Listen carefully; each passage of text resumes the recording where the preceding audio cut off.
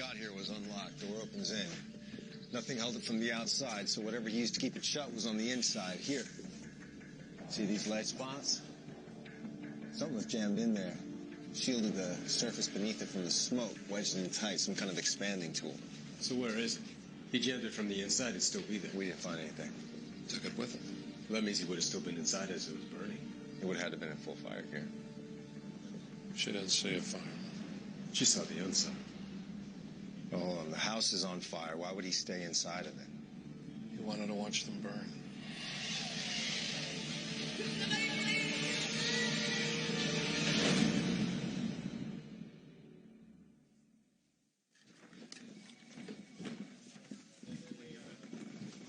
This place is great. They have their own espresso machine.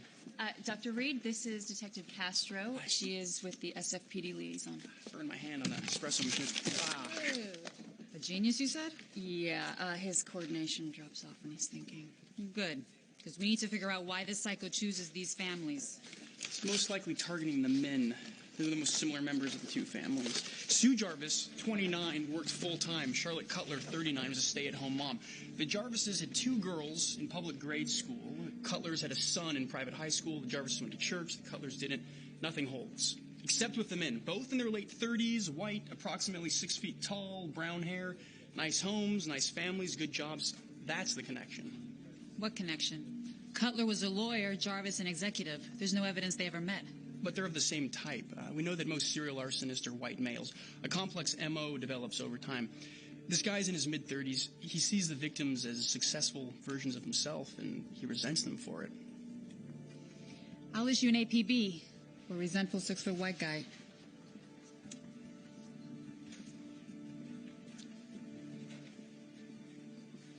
Okay, great. I got it. Thanks. Charlotte Cutler died. Sorry. Next time I'll go. What have we got on the vehicle? It was a 1999 gold Ford Taurus. 85% of that model color combo were sold domestically as fleet vehicles. Company cars, rental fleets. You check rental agencies? Yeah, no one kept one for the past 3 weeks or rented during both fires, so I was thinking, who keeps a rental car for 3 weeks? And if it's not a rental? It would have to be a company car. I mean, this guy, he had to have time to stalk his victims. And if his job involved driving. There was a serial arsonist up in Seattle, early 90s. Paul Kenneth Keller. Yeah. He used to drive around all day selling advertising for his dad's agency, picking out places to burn. Company car. Good work, JJ. Let's do the profile. The answer we're looking for is a highly intelligent, underachieving 35 to 45-year-old white male with a severe narcissistic character disorder. Nothing in his life works for long. If he was married, he's now divorced. If employed, it won't last. What he wants is admiration, but he's got no respect for others. Not their feelings, and most certainly not their safety. He feels entitled. It's like a petulant adolescent. He both resents and he absolutely expects others to take care of him. And given that a male relative wouldn't tolerate this behavior, he most likely lives with a female relative, his mother, grandmother, aunt, whom he exploits. His arson kit is expensive. Fire suit, oxygen mask. This suggests that he may be employed, but his personality will not allow him to work closely with others in an office setting. This, along with the information about his vehicle, lead us to believe that he's a traveling salesman of some sort who works for a company big enough not to notice that he's a sociopath. Okay, this scumbag has issues. We all get it. But why fire? He's like a drug addict, only fire's his drug. And each time an addict needs a fix, they need more of the drug to get off, so his crimes will most likely get much worse. It'd be almost impossible for him to quit without help.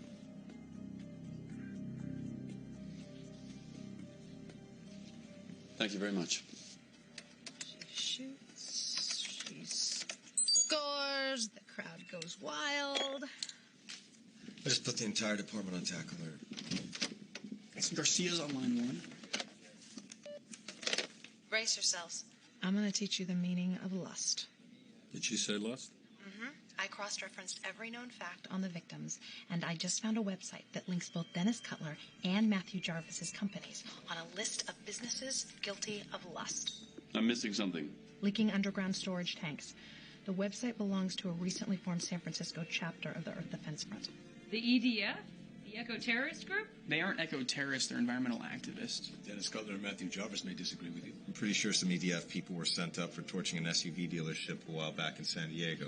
Nobody died in those fires. Maybe they got lucky. No, it's not luck. This group's dedicated to protecting life. What do they, wait till no one's home and then light the place up? That's exactly what they do. So tell me who we're playing again today. Playing Jets. Jets, right, okay. All right, well, go get them, buddy. I'll be in a second. Katie! Come on, we're not going to be late twice in 1 week. Yeah. Right, sweetie. Right.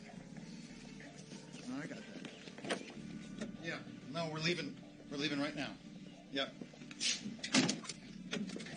All right, guys. You ready? Mm-hmm. Belt. Yes. No. It's not opening. All right, you're telling me that the FBI doesn't have files on organizations like this, lists of members? Domestic groups like the EDF aren't the Bureau's top priority right now. Besides, they're more of a movement than an organization. There's a central ideology, but chapters are independent. They don't pay dues, and they don't keep membership lists. What if one of the chapters has broken ranks and has a new belief? Dad? What are you doing? Hey! Get out! Get out! Dad, Come on, it's not get out! opening. Get out now! Dad, it's not opening. Get out! It's not opening. Dad? Rank people's never been part of it. Doesn't track. Doesn't fit the profile. Garcia, can you identify how many members are in this particular EDF chapter?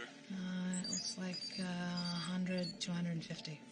What are you doing? It's not opening. I'm scared. Get these doors open! Get out. I'm trying to won't start! Hurry. Dad, I'm scared. Can't open it. Get out!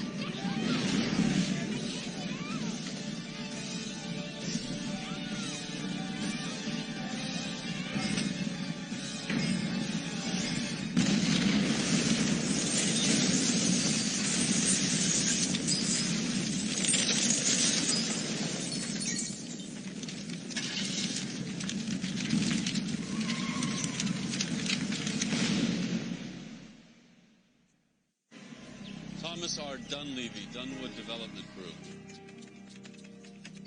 On the list. Okay, I'm sending you a file on the EDF leader. Evan Abbey, 41, 5'11", 185 pounds. Thanks, Garcia. Pardon me for asking, sir, but how do we even know he's involved? We don't. That's why we're interviewing Abby at the crime scene. If he is the leader of the EDF, his reaction to all this should tell us exactly what we need to know. Where do you guys want it? This is the spot. When he arrives, bring the fake bodies right past us. Nice and slow. I want him to get a good look.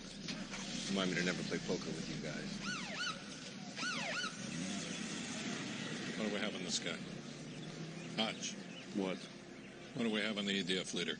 Evan Abbey, 41, divorced, father of Liam, 14, environmental engineer, does consults on real estate projects, has worked with every company on the EDF list.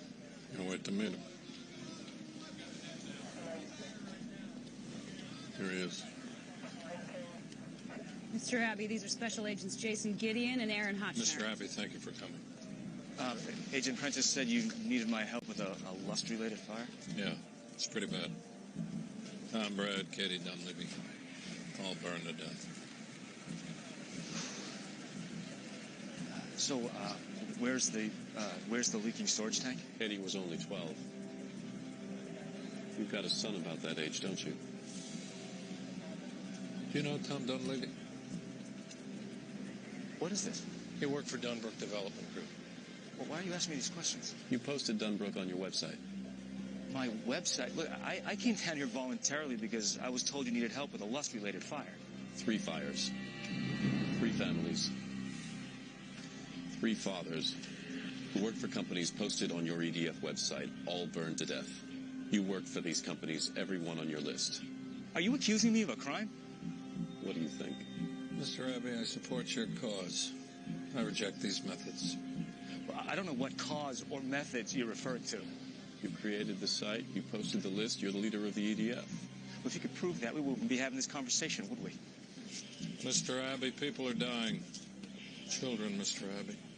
We know EDF strategy has always supported violence. I'm asking you, has EDF strategy changed? No. It hasn't.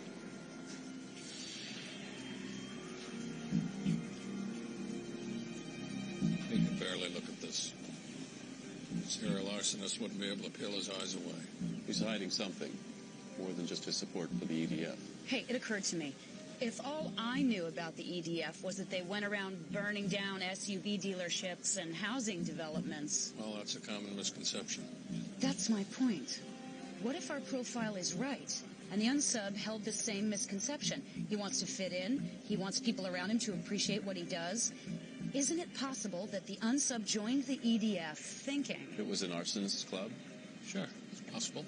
If we give Abby our unsub's profile, couldn't he help us identify him? We can't give Abby the profile, not until we find out what he's hiding. Still, it seems Abby's our best chance of finding the unsub. You want Abby or the ex-wife? Abby.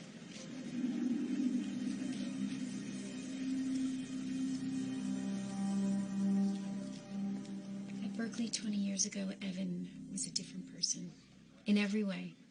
Warm, funny, honest, even naive. What happened?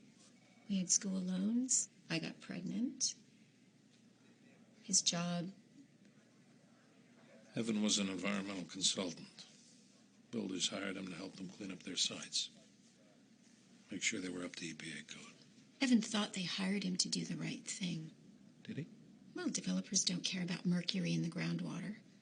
They just want to pass inspection as fast and cheap as possible. He had a budget. It was never enough, but they didn't care how he spent it, as long as they passed inspection. Well, how did Evan deal with that? He drank. It got bad. How bad? I thought he might hurt himself. I didn't know if he could live with it. How's his relationship with your son, Liam? He doesn't have one. I had to threaten to take him to court to get him to pay child support. Must have either scared the hell out of him or really pissed him off. How's that? Because every Sunday night for the past 9 months, he tosses $2,000 cash through the mail slot. He left us long before I threw him out. Honey, I don't know. I will. And I promise I'll make it up to you. Okay? I love you too. Everything okay? Yeah. You know, for a guy claiming to be innocent, he's acting pretty guilty. Never underestimate the effect being confronted by the FBI will have on a suspect. I don't think he's affected. I think he's freaked out. In the time we've been watching him, he's packed his belongings into cardboard boxes, hit his attorney's office, and 4 banks. It does look like he's getting ready to run. Question is, what do we do? For now, nothing. We just watch.